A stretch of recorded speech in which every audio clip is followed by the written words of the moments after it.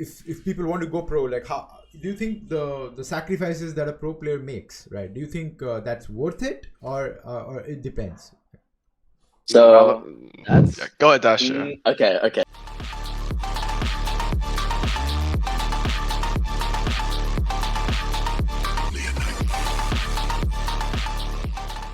Hello everyone, in today's episode of World Cup Diaries, I got a chance to interview Light from Chinese Taipei and Dash at the same time. First time, two guests on this series, and I am really excited for you guys to see it.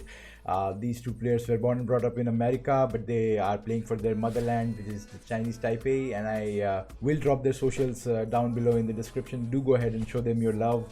Also, this is a very big interview, so I have tried to trim it into two parts. I think 10-12 minutes each, and I hope you guys are going to like it and take some learnings from how a pro or a semi-pro player thinks and works around his schedule, or tries to adjust his other time and fix it into and focus into the game as much as he or she can.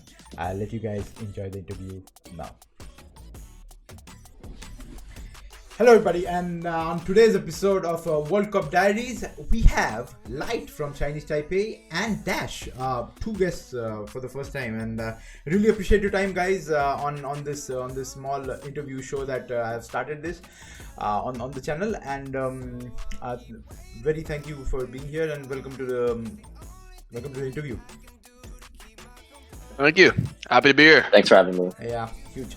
So just quickly going back to yesterday, you guys had I guess 3 show matches against, I think one against Thailand, one against India. What happened on the Thailand game? Like you guys didn't really perform very well, and then suddenly you were just winning everything against India. How did that happen though? I'll take this one. I would say the first match, we really just didn't have any energy at all. Right. In our team, there's a bit of a language barrier. Right. As me and Dash being ABCs, like we were Right. born in America, but we're also Taiwanese. Right. Our the comms just weren't really there for the first match. We were very unsure of what to do. We were just kind of sitting around waiting for something to happen. The second match kind of whipped ourselves into shape. Kind of decided, okay, let's just decide to walk forward and actually use our cooldowns in a meaningful manner rather than just throwing them out there. And that becomes the biggest difference. So how many of team Chinese Taipei people are in Chinese Taipei right now, and how many of you are situated elsewhere? I'm the only one in NA right now. Okay. Everyone else is in Taiwan. Everyone's in Chinese Taipei. Okay, right. Yeah, I'm also in Taipei right now. Okay. But Studying abroad here. But you're studying there, or you're situated there, or what? Yeah, I'm studying abroad here for the semester. But yeah, my home university is in California. Right. So you are situated in the Northern America, right? So I'm guessing most of you play in the NA ladder. Yeah, No. bit of Okay. both. More Korea Yeah, a for little me. both. Okay, so it's either Korea or NA. It's not SEA at all. You don't play on Singapore servers at all, right? No. No, never. So I have not seen you guys either. I play on that SEA ladder, so that is why it's kind of new for me, because I've interviewed 3-4 players. Some of them are playing on the SEA ladder, and some of them are not. So I mean, I've never seen you guys on the SEA ladder, but I've seen you on the Korean leaderboard though. So I thought maybe you would have been playing on the Korean leaderboard, and yes, you have been playing it. What's what's your regime like? How much do you play Overwatch in a day, to become at the semi-pro level that you are right now? And how much Overwatch do you think, both of you, how much Overwatch do you think you need to play in a day to keep your focus at the top of the game? Personally, I would say you probably should play at least 1 or 2 hours, just to make sure you have the mechanical skill. Just keep it there. I would say if I was really trying to improve, I would put 3 or 4 hours into ranked, maybe the 2 hours of scrims. Right. Recently, at least personally, I've been a bit busy with schooling and whatnot, so I can't really put in that many hours. Right. But minimum of 1 or 2, I would say. Minimum of 1. And for you, Dash?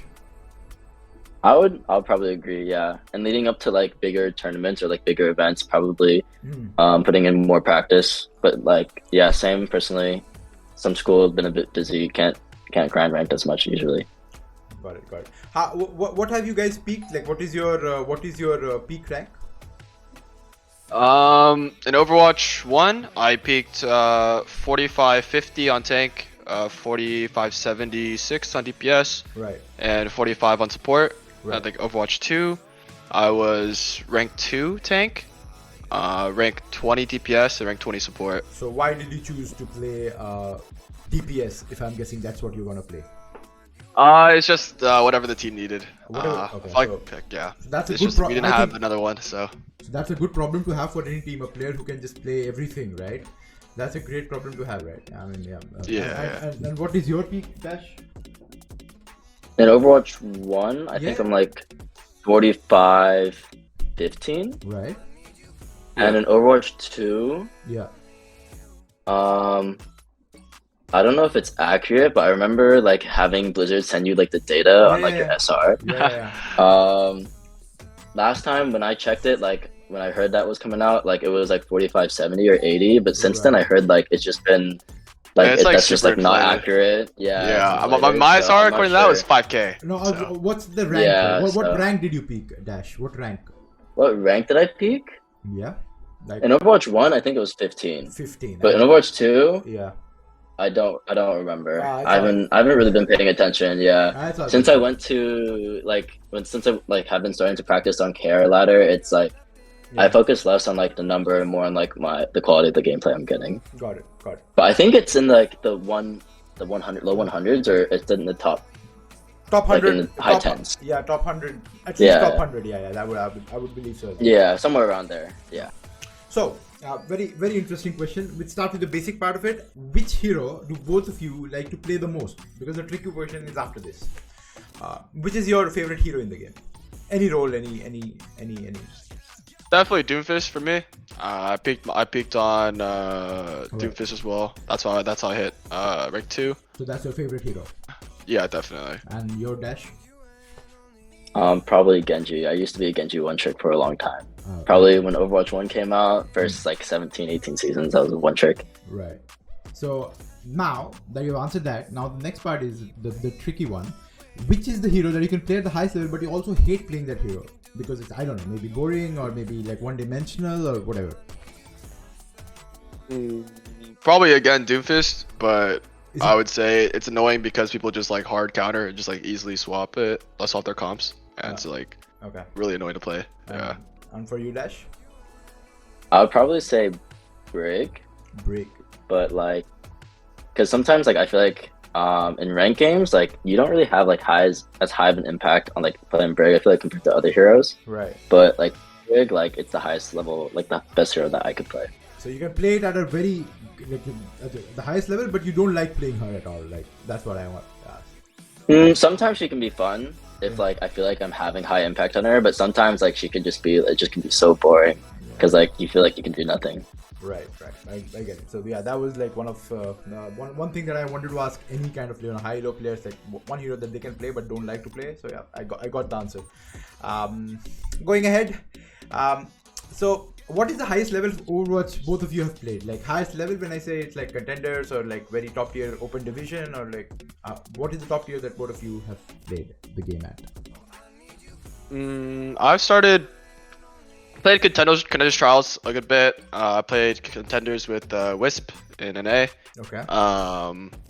We didn't do too well. We got like 5th, 6th, but yeah, it was fun nonetheless. Played a couple seasons of that, and then went straight to collegiate with UC Irvine, Right. where Dash is actually my teammate. So Oh, okay. So Dash has also played at the contenders level, right? Not NA contenders, but AU. Also like 5th to 6th. Yeah. So, Yeah. So EU contender. So Australia. Okay, OCE. So OCE, right? OCE, yeah. OCE. So what is the experience like in contenders?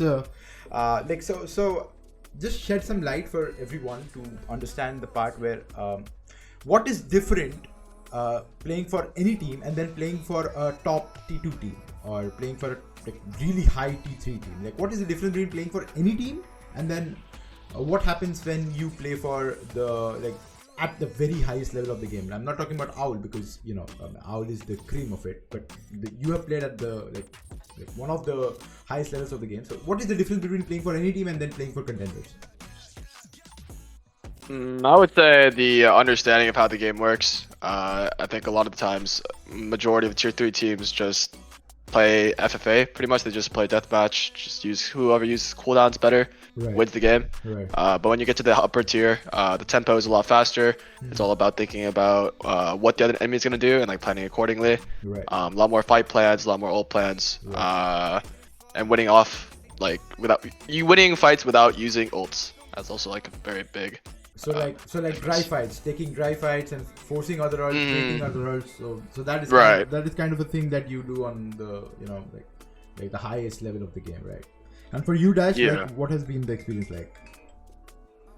I would agree. I think there's definitely more focus on like macro play than micro. Yeah.